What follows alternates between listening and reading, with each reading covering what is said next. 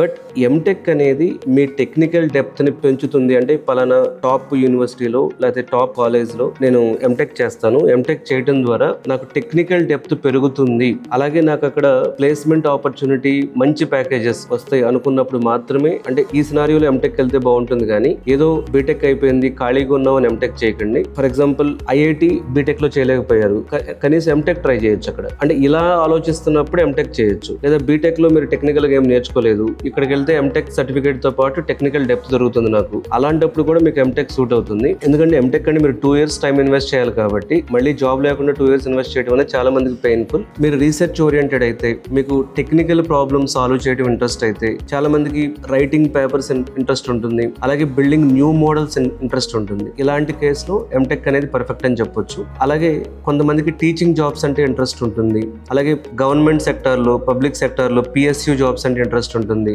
లేదా లెక్చరర్గా వెళ్ళాలి, అసిస్టెంట్ ప్రొఫెసర్గా వెళ్ళాలి, PSU టెక్నికల్ రోల్స్ వెళ్ళాలి. ఇలాంటప్పుడు ఎంటెక్ అనేది మినిమం క్వాలిఫికేషన్గా ఉంది.